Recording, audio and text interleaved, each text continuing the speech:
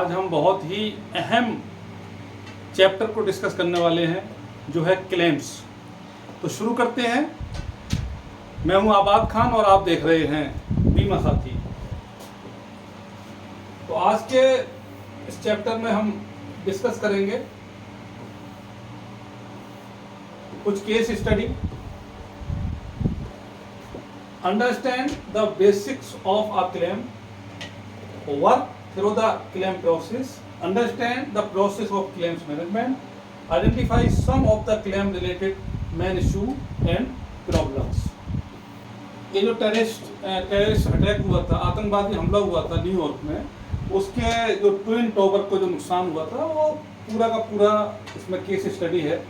उसमें कितने सारे लोगों की जानें गई थी और साथ ही साथ जो इंश्योरेंस कंपनी है उनको बहुत ज़्यादा लॉस हुआ था क्योंकि बहुत ज़्यादा क्लेम उनको देने पड़े थे। लाइफ इंश्योरेंस के क्लेम थे, प्रॉपर्टी के क्लेम्स थे, एविएशन के क्लेम थे, लायबिलिटी के क्लेम थे, तो बहुत सारे क्लेम्स उनको देना पड़े थे।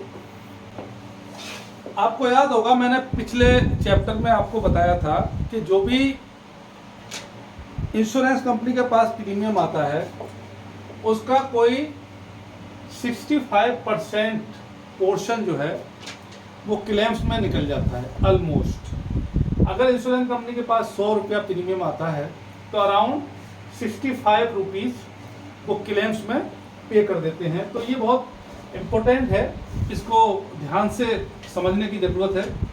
अब हम इसकी डेफिनेशन की बात करते हैं। What is a claim? The payment of claims is the prime reason why the insurer is in business. एक ही रीजन है जिसकी वजह से इंश्योरेंस कंपनी का बिजनेस चलता है और वो क्या है? क्लेम। अगर इंश्योरेंस कंपनी क्लेम ही नहीं देगी तो फिर इंश्योरेंस कंपनी का बिजनेस चलेगा कैसे? Insurance is an unusual industry compare to most other industries. In insurance business nothing other than a policy document and a promise to pay an insured claim is given to the customer when he hands over his or her premium। जब insurance company premium लेती है तो सिर्फ एक document वो policy धारक को देती है, यानी कि सिर्फ एक प्रॉमिस करती है कि जब आपका कभी क्लेम होगा तो हम कंपनसेट करेंगे, राइट। तो ये जो बिजनेस है, इंश्योरेंस का बिजनेस है, ये वाकई बिजनेस से थोड़ा सा अलग है क्योंकि यहाँ पे कोई टेंजिबल चीज़ का लेना देना नहीं हो रहा है, राइट। एक प्रॉमिस को बेचा जा रहा है, एक एश्योरेंस को बेचा जा रहा है प्रीमियम के बदले। ये समझने की जरूरत है।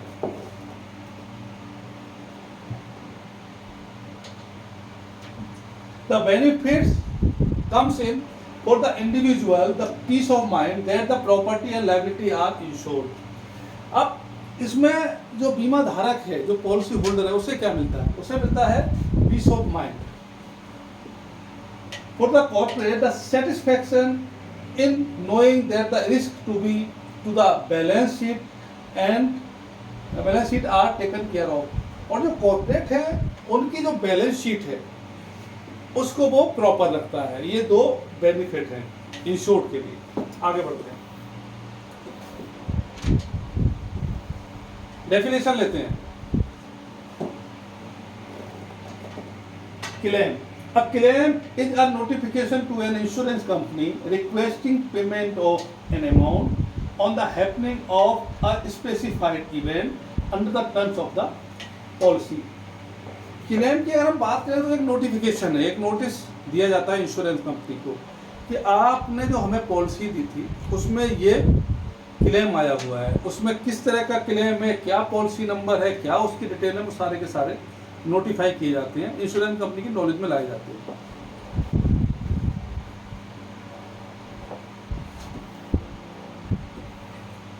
एक सिचुएशन लेते हैं। The insured is driving down the road, losses concentration and collide with an ongoing vehicle, the third party, while he is required to have third party insurance for injury to the person in the other vehicle if he or his driver can be proved negligent। The third party insurance will also provide cover for damage to the other vehicle, but then what about his own vehicle? In that case he will need to check whether he has comprehensive cover which will insure damage to his own vehicle. अब insured एक गाड़ी को drive कर रहा था, वो गाड़ी किसी थर्ड पार्टी व्हीकल से टकरा गई। अब जो इंश्योर्ड है, जो बीमा धारक है, उसको ये देखना है कि जो उसने इंश्योरेंस पॉलिसी ली हुई है वो थर्ड पार्टी इंश्योरेंस पॉलिसी है या कॉम्प्रिहेंसिव इंश्योरेंस पॉलिसी है। क्योंकि जो इंडिया का जो कानून है उसके मुताबिक कोई भी व्हीकल बिना थर्ड पार्टी इंश्योरेंस के, एटलीस्ट थर्ड पार्टी इंश्योरेंस जरूरी है, रोड के ऊपर चल नहीं सकता। तो वो आपको देखना पड़ेगा कि जो आपकी पॉलिसी है वो कॉम्प्रिहेंसिव है या थर्ड पार्टी इंश्योरेंस दिया हुआ है। Situation 2, fire insurance. There is a serious fire in the insured factory unless the liability caused by the insured are sum, it is likely that the fire policy will compensate for the financial losses in respect of the building damage together with the damage to the contents, machinery and stock. The insured will need to check to ensure that there are no clause or warranty restricting cover in certain areas or process, for example excluding claims where flammable liquids have been involved.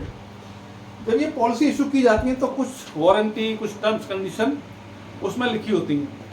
अगर आपके godown में fire हो गया और उसमें ये condition है कि कोई भी ज्वलनशील पदार्थ है, ज्वलनशील रसायन पदार्थ या कुछ तरह का पदार्थ है, वो आप गोडाउन में स्टोर नहीं कर सकते।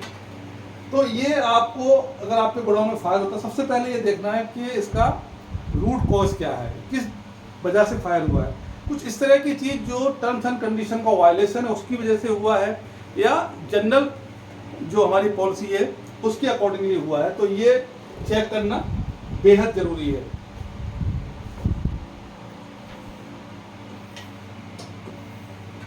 Situation 3, the insured has visited to his offices, an employee had negligently left a large box in the corridor immediately around a corner. One of the visitors comes in the trips over the box, fracturing her ankle. She believes that the insured is at fault and sue for damages. कोई visitor आपके godown में आया या आपके office में आया, आपकी employ ने कोई बड़ा बॉक्स कॉरिडोर में रखा हुआ है, वो भागते भागते चलते चलते उससे टकराया और उसका एंकल टूट गया, घुटने में चोट लगी और उसने आपके ऊपर कोर्ट केस कर दिया क्योंकि आपकी एम्प्लॉय की लायबिलिटी की वजह से, एम्प्लॉय गलती की वजह से ये उसको प्रॉब्लम आया था, उसको एक्सीडेंट हुआ था उसके साथ। तो ये जो कवर है ये लायबिलिटी इंश्योरेंस का पार्ट है। तो आपको देखना पड़ेगा कि आपकी जो पॉलिसी है वो किस तरह से लायबिलिटी को सिक्योर करती है, कवर करती है। फिर क्लेम की कुछ कंडीशंस होती हैं। अच्छा, एक इंपॉर्टेंट बात इसमें यह भी है क्लेम्स में कि जो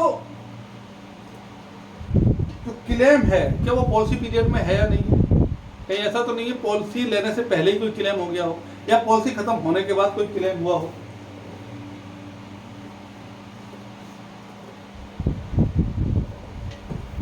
एक क्लेम होने के बाद इंश्योर्ड को क्या करना चाहिए? Notice to the insurance immediately insurance company की नॉलेज में लाइए। Notice to the insurer within a period से 30 डेज।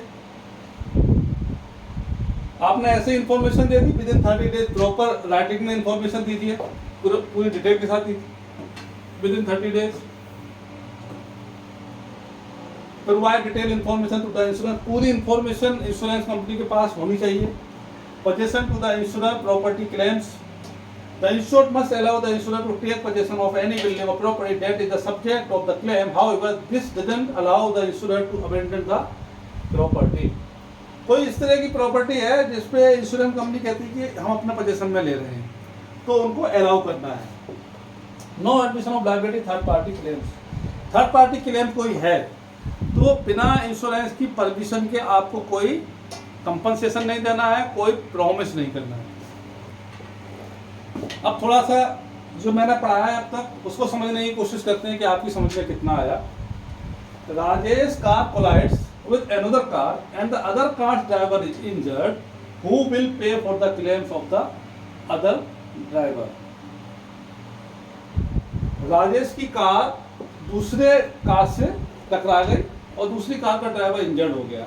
अब इसमें क्लेम कहाँ से पे होगा दूसरे ड्राइवर को, ये क्वेश्चन है हमारा, राइट। और उसमें ऑप्शन है ABCD। A, Rajesh will pay from his own pocket. B, the other driver will have to pay on his own for the treatment cost as he does not have any insurance. Third party insurance pool, Rajesh Insurance Company। तो इसके लिए एक third party insurance pool बना हुआ है जहां से इस तरह के क्लेम्स को पे किया जाता है। तो ये पेमेंट होगी यहां से। ओके, अब क्लेम आने के बाद इंश्योरेंस कंपनी को क्या करना है? Provide efficient and effective customer service and meet the needs of the customer और third party claimant in accordance with the terms condition of the policy at the lowest cost. अब जैसे ही claim आता है, insurance company को एक बेहतरीन customer service provide करानी है, प्रॉपरली हैंडल करना है क्लेम्स को, अपने इंश्योर्ड को इस तरह की चीज़ें नहीं मांग लेनी है जो उसके पास ना हो, या मतलब ज़बरदस्ती किसी इंश्योर्ड को परेशान नहीं करना है।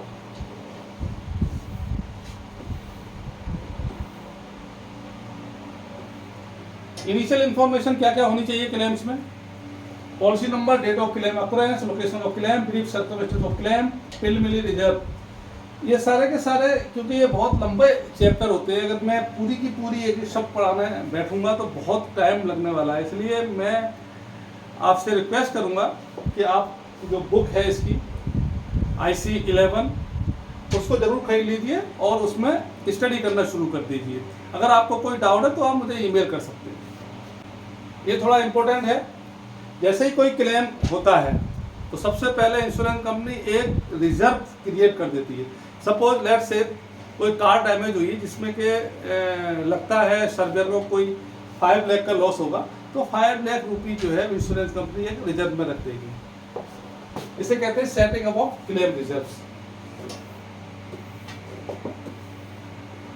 जहां पे जरूरत महसूस होगी इंश्योरेंस कंपनी इन्वेस्टिगेशन कराएगी। इन्वेस्टिगेशन जब होगा तो इन्वेस्टिगेटर क्या क्या चीजें चेक करेगा? Claim is covered under the policy, क्या क्लेम पॉलिसी के दौरान हुआ है, यानी कि पॉलिसी पीरियड में है या नहीं है, और जो क्लेम हुआ है क्या वो टर्म्स कंडीशन जो पॉलिसी की है उसके अकॉर्डिंग है या नहीं है, और जो क्लेम अमाउंट मांग रही है पार्टी, कहीं ऐसा तो नहीं है कि जो सम इंश्योर्ड है उससे ज़्यादा मांग रही है, जो उसकी लिमिट है उससे कहीं ज़्यादा मांग रही है। तो ये सारी चीज़ें उसका पार्ट होती है। Once the settlement issues have been completed, then the insurer will look towards closure, closing the file, examine potential of recovery। एक बार सारी चीजें डिस्कस होगी, सर्वेयर की रिपोर्ट आ गई, असेसमेंट देख लिया, टर्म्स कंडीशन देख ली, क्वांटम ऑफ लॉस देख लिया, सारा कुछ दिख लिया, ईच एवरीथिंग इज ऑर्डर। तो अब क्या इंश्योरेंस कंपनी करेगी? एज ए इंश्योरेंस आपको क्या करना है? आपको क्लोज करना है, लेकिन क्लोज करने से पहले इस बात को देखना है कि इसमें कोई रिकवरी तो नहीं थर्ड पार्टी से। ये बहुत इंपॉर्टेंट है। Test yourself. क्वेश्चन 2 लेते हैं। The sharing of a claim between two insurer is called, any guess? Subrogation, contribution, reinsurance, reinstatement. The sharing of a claim between two insurance is called contribution.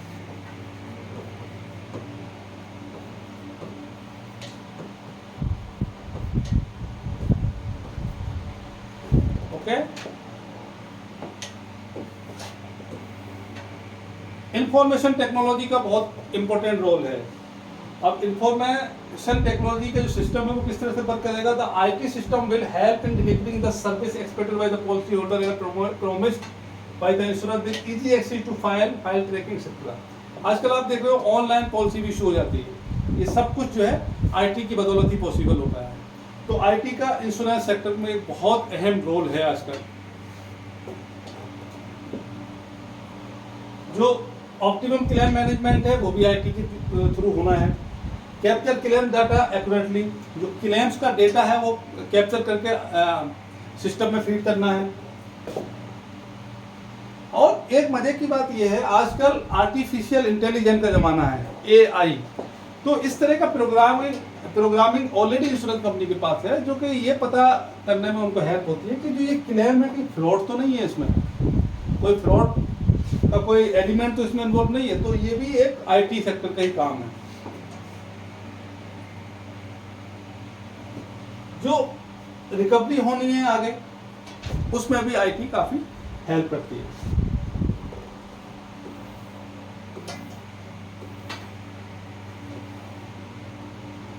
Fortunately, with the IT system mentioned above, much of this information can be delivered in real time as long as the input data have been entered accurately. Remember जीजो, इस पे कई बार questions आ जाते हैं, इसको जरा याद कर लीजिए। गार्बेज इन गार्बेज आउट, यानी कि जो इनरिलेवेंट इंफॉर्मेशन है उसको सिस्टम से बाहर निकालने को ही जीजो कहा गया है। Garbage in garbage out, this is the very important. Proof of loss.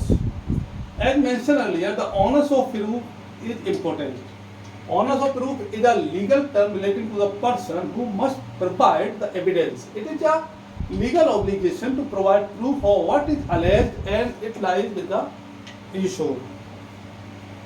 Insured, बीमा धारक जब भी कोई क्लेम करता है तो अपने दावे को साबित करने के लिए, यानी कि दावे के फेवर में एविडेंस, सबूत इकट्ठा करने की जो रिस्पॉन्सिबिलिटी है, जो जिम्मेदारी है, वो बीमा धारक के ऊपर डाली गई है। राइट? अगर किसी वजह से इंश्योरेंस कंपनी क्लेम रिजेक्ट करती है, सपोज कोई टर्म्स कंडीशन का वायलेशन हुआ है और वो क्लेम को रिजेक्ट करना चाहती है, अब इस चीज को प्रूव करने की जो रिस्पॉन्सिबिलिटी है, जो ऑनर्स ऑफ प्रूफ है, वो पलट के आ जाता है इंश्योरेंस कंपनी के ऊपर, इंश्योरर के ऊपर, कि आप उसे प्रूव करना है कि इस वाले दावे में, इस वाले क्लेम में, इस वाली टर्म्स एंड कंडीशन का वायलेशन हुआ था। ओके, आगे बढ़ते हैं। चलिए क्वेश्चन लेते हैं। The responsibility on proving the claim is covered rest with, बताइए, अभी बताया था मैंने। The responsibility on proving the claim is covered rests with the insured.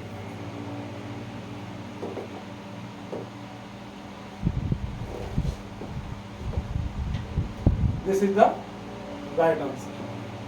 चलिए आगे बढ़ते हैं। Settlement and closure. Finalizing the claim, making payment to suppliers, third party and all the other policyholder, and closing the claim once all amount are settled. The insurance principal is that when notified of a claim is to take control of the claim in its entirely. In this way, it can ensure that एक बार claim को settlement कर दिया और file बंद करने जा रहे हैं, तो इंश्योरेंस कंपनी का जो एम्प्लॉय है उसको एक चीज देखनी होगी,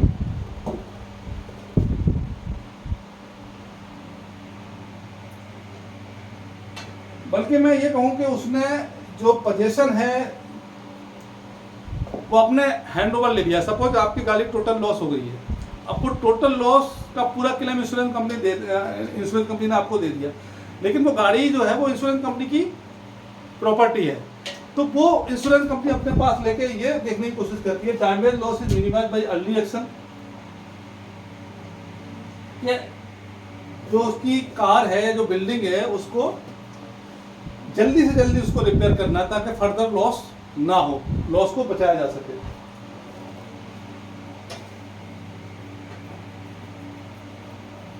पूरे का पूरा जो प्रोसेस है क्लेम को, वो बड़ा इफेक्टिवली एफिशिएंटली वे में उसको पूरा करना है।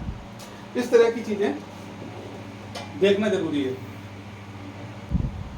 अब प्रॉपर्टी इंश्योरेंस में खास तौर से हम देखते हैं कि अंडर इंश्योरेंस का कॉन्सेप्ट है। सपोज किसी की प्रॉपर्टी की वैल्यू है 10 CR और कोई इंश्योरेंस कर रहा है 7 CR का, 5 CR का, तो अगर कोई क्लेम होता है तो उसको किस तरह सेटलमेंट किया जाता है, इसे हम अंडर इंश्योरेंस भी कहते हैं। तो उसमें सपोज एग्जांपल के तौर पे समझते हैं, सम insured on the building 10 crore, true value of the building 15 crore, यानी कि जो बीमा कराया है वो 10 करोड़ का कराया, जो उसकी एक्चुअल वैल्यू है वो 15 करोड़ है। Claim submitted for partial damage of ₹6 crore, 6 crore का क्लेम लॉस कर रहे हैं। Settlement will be based on the ratio of 10-15, इसी रेशियो में क्लेम पे किया जाएगा। ओके, आगे फर्दर एग्जांपल से समझाने की कोशिश करते हैं। इसका जो फॉर्मूला है वो ये है, सम insured upon true value into value of claim. चलिए क्वेश्चन लेते हैं। ABC building is insured for rupees 12 crore and the machinery for rupees 3 crore. The true values are rupees 18 crore and rupees 4 crore respectively. There is serious fire at the building suffers damage to the tune of rupees 10 crore and the machinery rupees 3.6 crore. What is the payable claim amount? तो इसको solve करते हैं।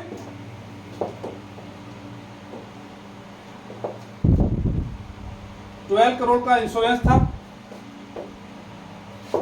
Building का, और उसकी जो true value थी वो 18 करोड़ थी। ओके, तो हम क्या करेंगे, 12/18 और क्लेम कितने का आया बिल्डिंग का, 10 करोड़ का। ओके, तो ये जाके बैठेगा 6.66। इसी तरह से ये 3 करोड़ का क्लेम है, तो 3 करोड़ का इंश्योरेंस था, 4 करोड़ का क्लेम आया है, नहीं 4 करोड़ का 3 करोड़ का इंश्योरेंस कराया, 4 करोड़ की वैल्यू थी उसकी मशीनरी की, और मशीनरी का जो क्लेम आया है वो 3.6 करोड़ है। इसको भी ऐड करते हैं, 3/4 इंटू 3.6। ओके, तो इसको सॉल्व करें, इसका जो आंसर आएगा, दोनों को जो मिला के जो आंसर आएगा वो आएगा 9.36। आप एक बार सॉल्व करके देख लीजिएगा, 9.36 आएगा, इसलिए जो ऑप्शन बी है वो ठीक है। उसको इस तरह से हम लोग कैलकुलेट करते हैं। चलिए आगे बढ़ते हैं। आर्बिट्रेशन होता है, इंश्योरेंस में भी आर्बिट्रेशन होता है, इसको आप अपने आप पढ़ लीजिएगा।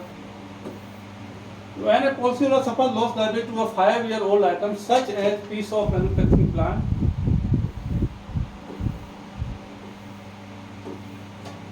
और जो प्रॉपर्टी में सेटलमेंट होते हैं वो रिपेयर एंड रिप्लेसमेंट बेसिस पे होती है, यानी कि चीज़ों को रिपेयर किया जाता है या रिप्लेस किया जाता है, और जो रिप्लेस किया जाता है उसमें डेप्रिसिएशन को काटते हैं। इसी तरह से रीस्टेटमेंट है, रीस्टेटमेंट का मतलब सीधा सीधा ये है कि इंश्योर्ड को उसी पोजीशन में पहुंचाना है जो वो लॉस से पहले था। सपोज 5 साल पहले उसकी कार की कीमत 10 लाख थी, लेकिन जब उसकी कार चोरी हुई तो उसकी कीमत 5 लाख रहेगी।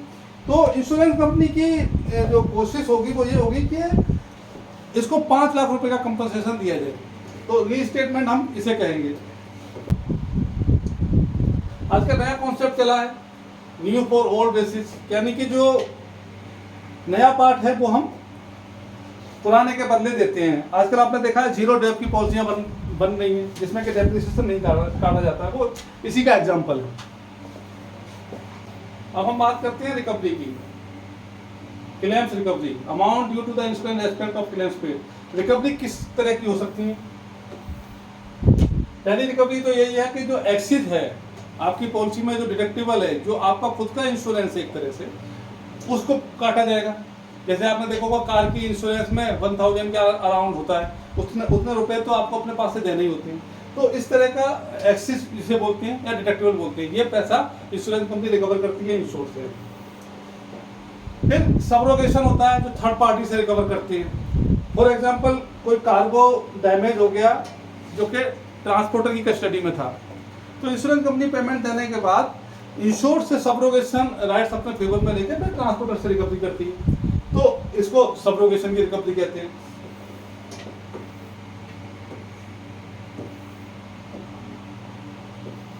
फिर कंट्रीब्यूशन है, एक सेम रिस्क के लिए अगर 2 जगह से इंश्योरेंस ले रखा है तो वो आपस में कंट्रीब्यूट कर लेंगे। वो किस तरह से हो सकता है? A typical camera is a camera lost or damaged while on holiday which may be covered by both household content policy and a separate। अब ये इंश्योर्ड है, ये बाहर गया हुआ है विदेश घूमने, इसका कैमरा टूट जाता है, उसने 2 जगह से इसका इंश्योरेंस करा रखा है। एक तो जो उसकी हाउस होल्ड पॉलिसी है उसमें भी कवर है उसका, और ट्रैवल इंश्योरेंस उसने अलग से लिया हुआ है। अब इसमें होगा क्या कि एक इंश्योरेंस कंपनी कोई पूरे क्लेम को हैंडल करेगी और जो दूसरी इंश्योरेंस कंपनी का पोर्शन होगा उससे वो रिकवर कर लेंगे। इसे कहते हैं कंट्रीब्यूशन। लीकेज को समझते हैं।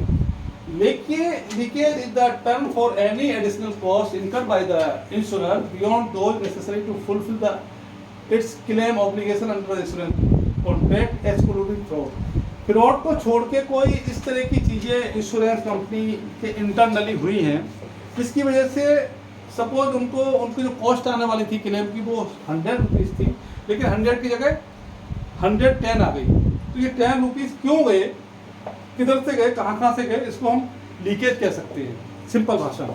ओके, अब ये लीकेज किस तरह की हो सकती है? जो एक्सेस था वो इंश्योर्ड से काटना भूल गए, उसको उससे लेना भूल गए, पहली चीज। किसी थर्ड पार्टी से पैसा ले सकते थे, रिकवरी कर सकते थे, वो नहीं कर पाए। अनइंटेंशनल मतलब जानबूझ के नहीं बल्कि अनजाने में ज्यादा पेमेंट कर दी। जो एडमिनिस्ट्रेशन कॉस्ट थी वो ज्यादा कर दी, मान लो सर्वर को फीस ज्यादा दे दी या इन्वेस्टिगेटर को ज्यादा दे दी। एक महत्वपूर्ण बात यह भी होती है कि ऐसा क्लेम जो कि पे ही नहीं होना चाहिए था लेकिन उसको पे कर दिया गया। तो ये सारे के सारे लीकेज के एग्जांपल हैं। Leakage is largely preventable. चलो, इफेक्टिव मैनेजमेंट। ये जो लीकेज है इसको प्रॉपर मैनेजमेंट के साथ खत्म किया जा सकता है या कम किया जा सकता है एटलीस्ट। एक्स ग्रेशिया पेमेंट क्या है? There are times when a claim is not covered, but it is felt by senior management that a payment may be made to the insured as a good gesture. In insurance, this is termed an ex gratia payment. Insurance company के claim किया गया लेकिन वो claim किसी भी वजह से payable नहीं था, लेकिन जो इंश्योर्ड है या जो थर्ड पार्टी है उसको उसका जो फाइनेंशियल कंडीशन है या इस तरह की है कि तरस आता है उसमें, एक तरह से मैं कहूँ तो। ऐसे केस में इंश्योरेंस कंपनी जो सीनियर मैनेजमेंट है वो कई बार एड ए गुडविल जेस्चर वो उनको पेमेंट कर देता है कि चलो यार दे देते हैं, ये प्रॉब्लम में है, ये इसको पे कर देते हैं। उसे हम कहते हैं एक्स ग्रेशिया पेमेंट। फिर इंश्योरेंस फ्रॉड। अब आपको पता है कि बहुत सारे इंश्योरेंस में फ्रॉड हो रहे हैं और जितना इंश्योरेंस में फ्रॉड होता है उतना ही इंश्योरेंस की जो कॉस्ट है वो बढ़ जाती है, यानी कि जो प्रीमियम हम और आप देते हैं वो बढ़ जाता है, क्योंकि अल्टीमेटली जो ये कॉस्ट है वो बीमा धारकों से ही वसूल की जाने वाली है, क्योंकि इंश्योरेंस कंपनी अपने एक्सपेंसेस करेगी प्लस अपना प्रॉफिट जोड़ेगी। तो इंश्योरेंस कंपनी प्रॉफिट तो खत्म नहीं कर सकती, क्या करेगी, प्रीमियम बढ़ा देगी। तो ये इंश्योरेंस फ्रॉड है वो हम सब की जेब पर भारी पड़ते हैं। अब ये होते कितने हैं? In the UK ABI research suggest that 40% of customer think it acceptable to exaggerate a claim and 29% even think it acceptable to invent one। 40% लोग, एक सर्वे के मुताबिक यूके में हुआ है, 40% लोग कहते हैं कोई बात नहीं है, अगर कार में एक तरफ लगा हुआ है डेंट तो एक और मार दिया जाए हथौड़ा या कार के क्लेम को बढ़ा दिया जाए, इट्स ओके, इसमें कोई इशू नहीं है। तो इस तरह की मेंटेलिटी इंश्योरेंस क्लेम लेने के लिए अक्सर होती है और 29% तो ये सोचते हैं कि अगर फर्जी क्लेम भी ले लिया जाए तो कोई दिक्कत नहीं। तो ये इंश्योरेंस कंपनी या इंश्योरेंस पॉलिसी या इंश्योरेंस कंपनियों की तरफ ये इंश्योर का एक जनरली एक रवैया होता है, वो यहाँ पे इन्होंने दिखाया गया है। यूएस का एक the insurance services office estimate करती है, कोई कंपनी है ये, एस्टीमेट करती है कि $24 बिलियन पर एनम खर्च होता है, जो कि यूएस में खर्च होता है फ्रॉड के ऊपर, जो फ्रॉडर्स ले जाते हैं निकाल के। ये कितना है? 10% ऑफ टोटल क्लेम, यानी कि जितना क्लेम पे किया जाता है उसका 10% तो ये फर्जी वाला करने वाले लोग ले जाते हैं। आप समझ रहे हैं? इसका मतलब ये हुआ 10% प्रीमियम तो आपका वैसे ही बढ़ गया। तो इंश्योरेंस फ्रॉड बहुत ज्यादा है इंश्योरेंस कंपनी, इंश्योरेंस सेक्टर में। आइए क्वेश्चन लेते हैं। Which of the following is an ex gratia payment? Payment made when risk is not covered under policy. Payment made when policy voided. Payment made when policy cancelled. None of these. बताइए कौन सा answer इसका ठीक हो सकता है question 6 का?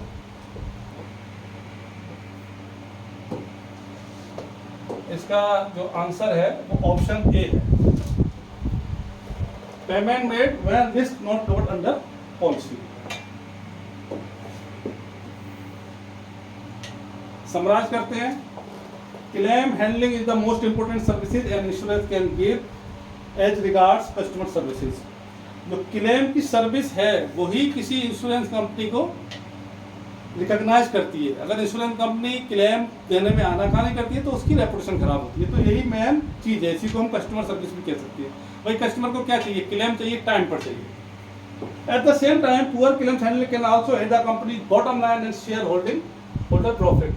अगर क्लेम देने में देर कर रहे हो या देना नहीं चाह रहे हो तो इंश्योरेंस कंपनी को बहुत बड़ा हिट लगने वाला है, क्योंकि वो प्रॉमिस बेच रहा है। A claim can be extremely simple. Claim जो है बड़ा सिंपल भी हो सकता है और कॉम्प्लेक्स भी हो सकता है। जैसे लाइबिलिटी क्लेम है, उसका पता ही नहीं होता कितने की लाइबिलिटी है या कब आएगी, ऐसी भी चीजें होती है। अब क्लेम प्रोसेस में दो तरह के कर सकते हैं, स्मॉल क्लेम्स, बिग क्लेम्स, और उनका प्रोसीजर मतलब उसकी जो प्रक्रिया है उसको भी तरह तरह से हम लोग डिफाइन कर सकते हैं। Correct classification of the claim details is very important for management information and managing the portfolio. Leakage is a serious issue. Leakage जो है वो सीरियस इशू है। अब इसमें कुछ हमने इंपॉर्टेंट टर्म्स सीखी है, डेफिनेशन सीखी है जो इस चैप्टर में हमने सीखी है। क्लेम मैंने आपको बता दिया, जीरो ये भी मैंने बताया आपको। राइट ऑफ क्या है, किसी भी चीज को राइट ऑफ कर देना। सपोज टोटल लॉस की कोई गाड़ी है तो उसमें कुछ बचा कुछ नहीं बचा के इनको पूरा क्लेम दे देते हैं, प्रॉपर्टी अपने पास रख लेते हैं, यानी कि गाड़ी अपने पास रखते हैं। That is called write off. Ex gratia payment मैंने आपको बताई कि पेमेंट बनती नहीं थी, बट सीनियर मैनेजमेंट ने इंश्योरेंस कंपनी को सोचा कि यार दे देते हैं, ये पुअर फैमिली है या कुछ इस तरह की सिचुएशन है। लीकेज मैंने बताया कि फ्रॉड के अलावा जितने भी मैनेजमेंट की वजह से जो खर्चे बढ़ जाते हैं इंश्योरेंस कंपनी को, वो सारे के सारे लीकेज में आते हैं। और रिकवरी जो थर्ड पार्टी से रिकवरी होती है। चलिए कुछ और क्वेश्चन लेते हैं और सोचते हैं कि हमने कितना हमें याद है या कितना हमने पढ़ाया, कितना समझा। ये बहुत इंपॉर्टेंट है। When there is a possible claim, the insured must initially advise the insurer within what time period? Question 1 का जो ऑप्शन है, इमीडिएटली 1 वीक, 2 वीक, 1 मंथ। जब भी कोई क्लेम है कितनी जल्दी इंश्योरेंस कंपनी को बताना है, फौरन बताना, 1 हफ्ते में, 2 हफ्ते में या 1 महीने में। आंसर है इसका ऑप्शन ए, इमीडिएटली बताना। Question 2, A fire deliberately caused by the insured is called. जानबूझ के आग लगाई गई है, क्या कहेंगे इसको? That is called arson. Right. Question 3, which of the following describe quantum? The time the accident happened, the likely cost of the claim, the number of claim, the size of the claim. Any guess? Student बताइए कौन सा answer ठीक हो सकता है इसका? The likely cost of the claim, ये इसका राइट आंसर है।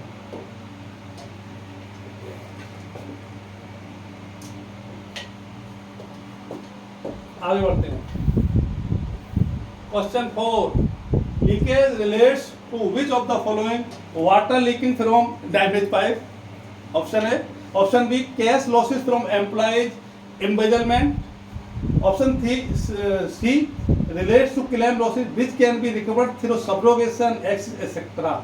इसमें बताइए कौन सा आपके हिसाब से राइट आंसर है? 4 ऑप्शन में जरा सोच के बताइए। Any guess? ऑप्शन सी, जो सब्रोगेशन में या जो डिडक्टिबल है उसकी जो रिकवरी है वो लीकेज कहलाएगी अगर वो नहीं की गई। तो स्टूडेंट ये था आज का वीडियो। आपको ये चैप्टर मेरा पढ़ाना कैसा लगा इसके बारे में कमेंट बॉक्स में ज़रूर कमेंट लिखिए, ताकि हम अपने आप में भी इम्प्रूवमेंट करें। और हमारी कोशिश है कि हम जल्दी से जल्दी सारे वीडियो आप लोगों के लिए अपलोड कर दें अपने यूट्यूब चैनल पे, ताकि आप आसानी से लाइसेंशिएट, एसोसिएट और फेलोशिप को कंप्लीट कर पाओ। धन्यवाद।